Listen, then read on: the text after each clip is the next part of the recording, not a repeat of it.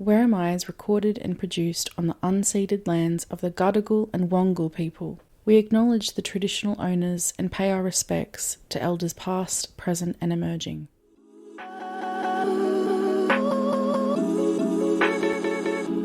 Three unique voices: Lima, living life blind; Jamal, navigating the world with vision impairment; and me, Ellie, limited mobility and always in need of a 5-minute rest. This is Where Am I?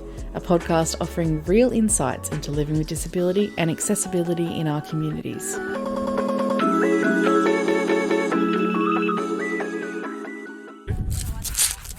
Wait, hold on.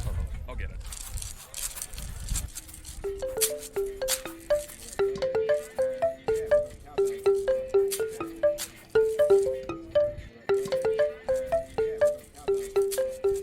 Yes, where am I today? Hi, sitting at Sydney Streets at Glebe Point Road. Nice one. What are we doing here? Is it like some sort of a festival thing going on? Yeah, so this is a food, music and arts crafts festival. How have you been participating here today? So being a regular trader, we've been holding the stall here, maintaining it and making sales as best as we can. How do you think it's going with the community and, making sales these days? Making sales is a tough job. Like, it doesn't matter where you are, or if you're in a shop or if you're out in a festival market stand. Like, if you're comfortable to do it, then I'd say go try it. Like, you've got your own product, you've got your market, you've got a niche market, and you've got clientele. So yeah, it's fairly consistent. How long have you been doing this for? So I've been doing this since I was about 7, on and off. Like, I did it for about 10 years, then stopped for 3 and came back when I was about 20, and pretty much have been doing it since then. And are you a Glebe local? We're based in Drummoyne, Where's that? on the other side of the Anzac Bridge. Over the bridge. Wow, okay. So you're... Yeah, what are you selling? What are you selling? Okay, so we're selling African art and crafts, music, instruments and baskets, masks, statues and bowls, plates and bowls from Sulawesi. Do you make them yourself? These aren't made by us, we get them imported, but the drum skins we make and put on the drums. So you have to, what do you do? Do you have to skin the animal, dry the skin out, and you do all of that yourself? We don't skin the animal, we get the skins ready and ordered, but we have to manicure the skins, smooth them out and put the skins on, put the rope on, put the iron around the rings. And yeah, we get the basis of the drum from Ghana. Wow. So what do you have, congas and... We've got djembes, yes. Wow, how long does something like that take to make? So we're looking at about a week per drum, and depending on the size of it. So sometimes it's easier to carve a bigger one, and there are patterns that are on the bigger ones. The smaller ones, they're a bit more fiddly. So when you're putting the skins on, they take a few days, and it's hard to get it right. So it's taken a while to get familiar with the process, but now we can do the drums, and it's comfortable to have people bring drums over to us where they've got them wrecked because the skins got treated through customs. Yeah, it can take up to a week for the drying process, the skinning, the cleaning the drum skins, the material around the drums, and yeah. So do you have a lot of stock available at one time, or does it just take too long to make? So we get the shipment based on a number of stocks, and we'll order a lot at once, but it'll take a long time for it to come, so we've got to make the sales to pay for it, and we don't make much of a profit. Like, it all goes back to the community there.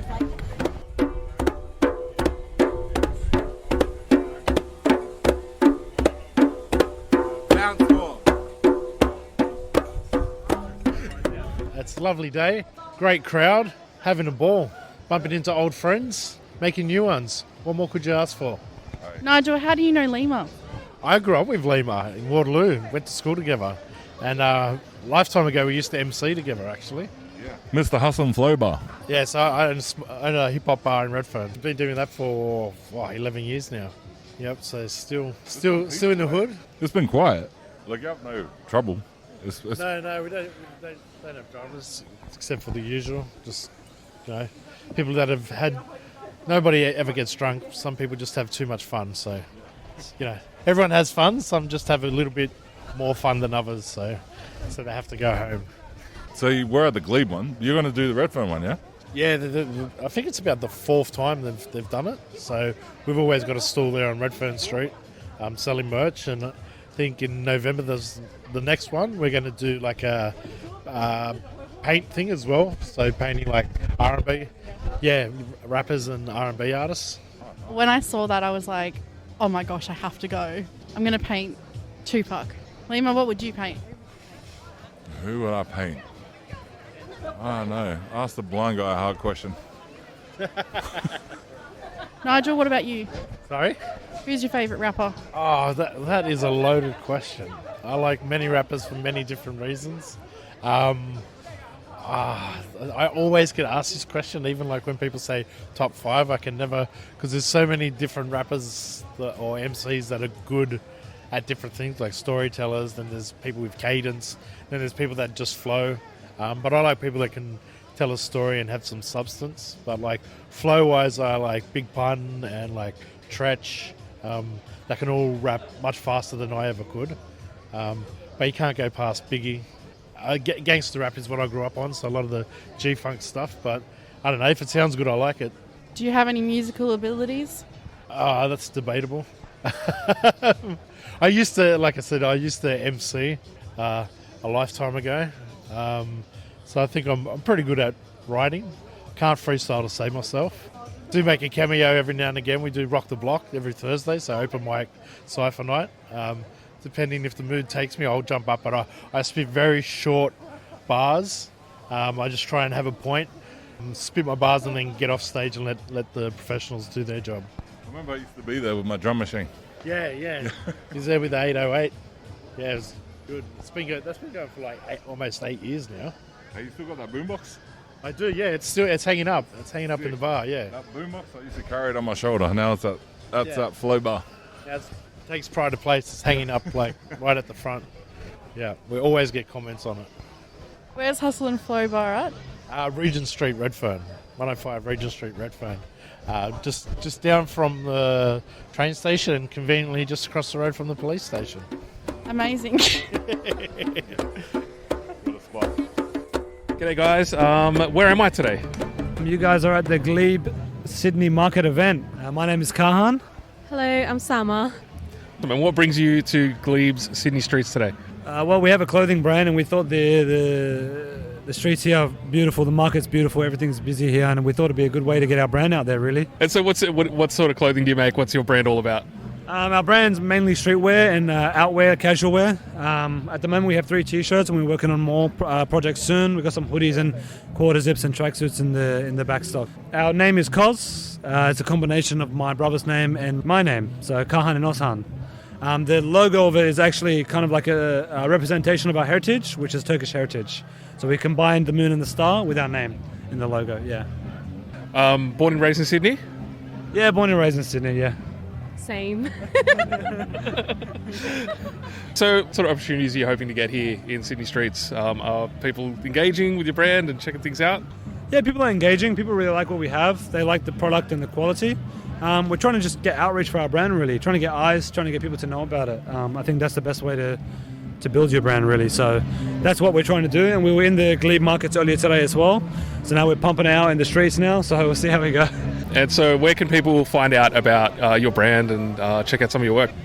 Social media mainly. Instagram and TikTok is our main. We also have a Pinterest. Obviously our website as well. And just the markets. We're at Glebe markets every Saturday and Bondi markets every Sunday. You know, working hard and hustling and see how we go.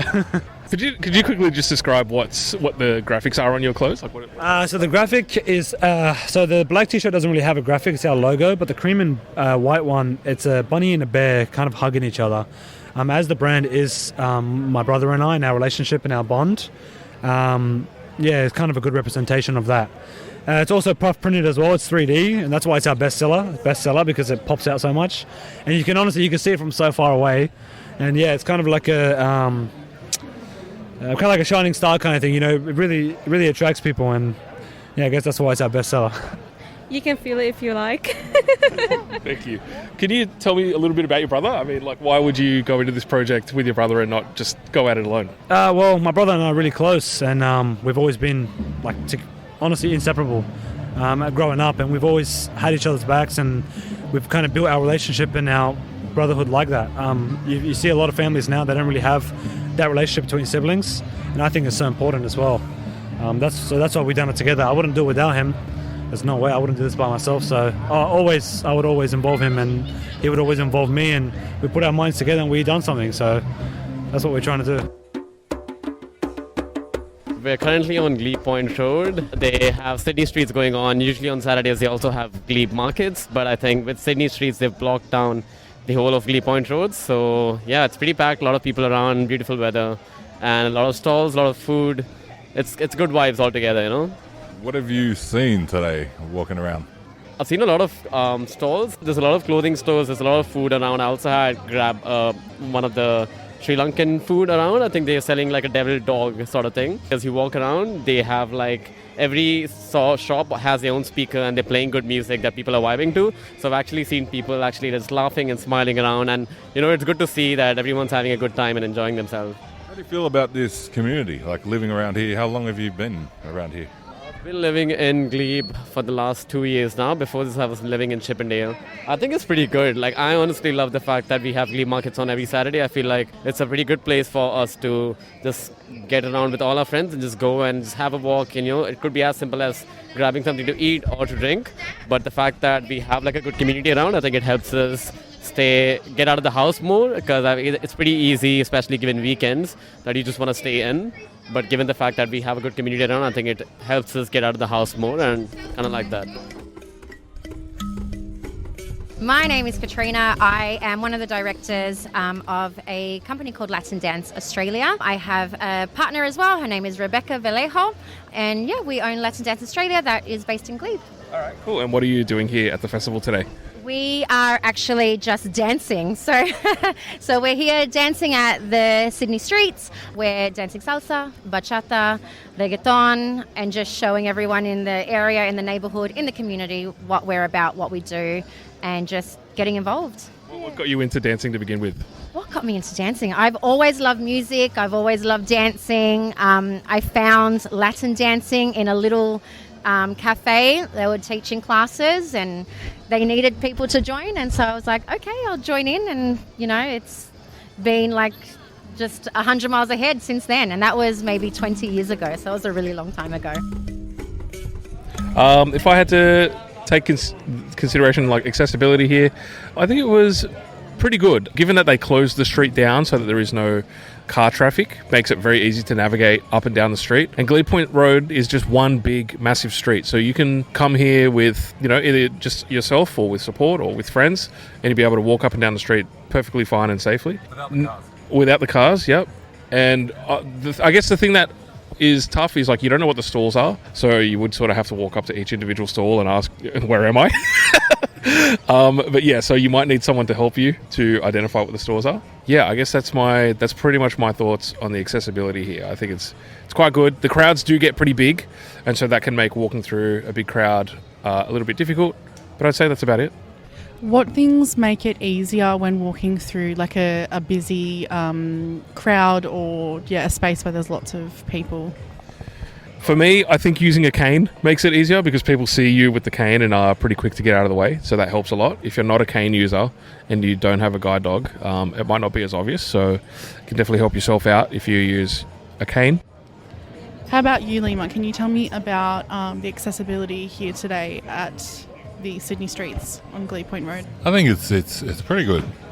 You know, you just got to watch people. If you have assistance, it's easier. Yeah, wheelchair's good. Everything pretty good. What do you think about wheelchair access? I think that the good thing about Glebe Point Road is that it is more of like a modern area, or like the streets look more modern. Yeah. So things are a lot more smooth, I guess. The paths are wide. The footpaths are wide, so there's plenty of space for a wheelchair or a motorised chair to get through most of the footpaths here. And obviously the road in the middle is completely empty, so there's plenty of space to push around. I'd also say like there's only a couple of places where there's like issues with like pavements moved out of the way and things. I will say something on Glebe Point Road that I noticed was that there is quite a few benches. I would personally want more benches on this road, but there does seem to be like spaces that they've designated for benches, which is really good. But overall, I would say that it's a pretty accessible place. What about the restaurants or the businesses that we went into? What are your thoughts about their accessibility, Jamal? Yep, so some of the shop fronts have a step or two leading into them, and so that can be an access issue for people in wheelchairs and mobility disabilities. But yeah, the place that we went to eat actually had a QR code, and we didn't get to test it, but that means that could potentially be an accessible experience to order food from there. So I like QR codes, provided that the app that they're using is actually accessible with VoiceOver. If not, then it's really annoying. But yeah. That's not something that I have even thought about, like with QR codes not being accessible with text to speech. Is that like a common thing for QR codes in businesses? Some of them work, some of them don't. It really just depends on the platform that they use. So I don't know, I'd say for the most part it's pretty okay. Every now and then you'll get like something really slow and clunky, but like there's a lot of potential there for QR codes to be like very, very accessible and to be like really, really helpful. But we're not quite at that point there where you can scan a QR code and guarantee that it's going to be perfect. And Lima, what did you think about the businesses and their accessibility? It's a bit harder for me. Always harder because everything is tight and small access. So just navigating around for me is a bit harder. So if you came by yourself, it would be very hard to read like what's on, like menus or stalls and things that are going on. I would kind of, if I was here by myself, I would just have to approach a stall and ask, what they sell, basically. I would just have to do that for each stall if that's what I really wanted to do. For restaurants and stuff like that, as I mentioned, if they have a good QR code, then that kind of relieves that problem.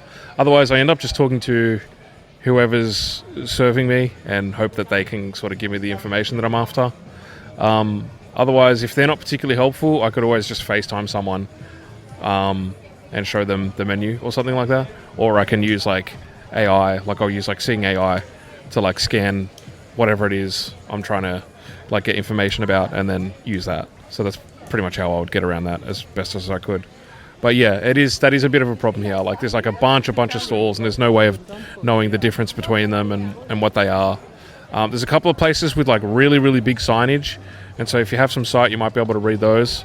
But that's not a lot of them, to be honest.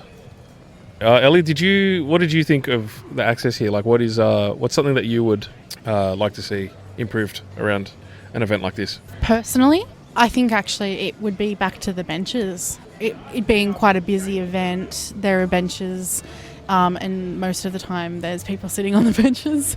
So I would hope to have more areas. I guess because of Glebe Point Road it's such a long road and everything is so spaced out that does make it difficult for me.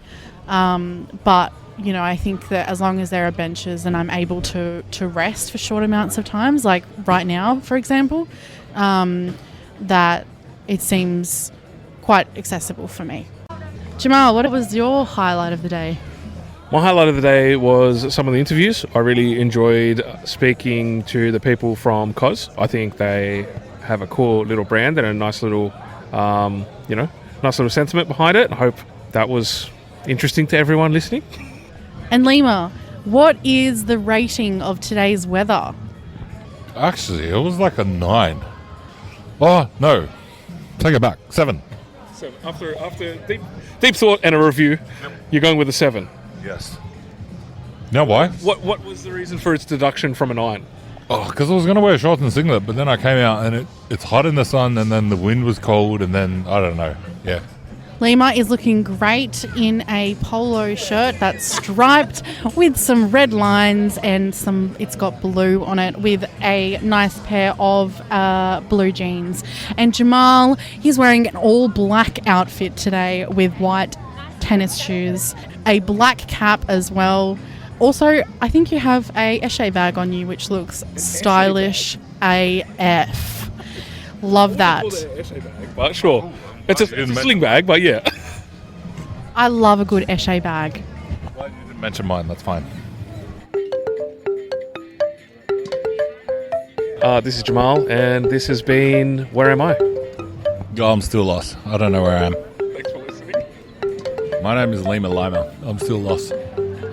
You're never going to get a take out of this bloke, honestly. We're running out of reel.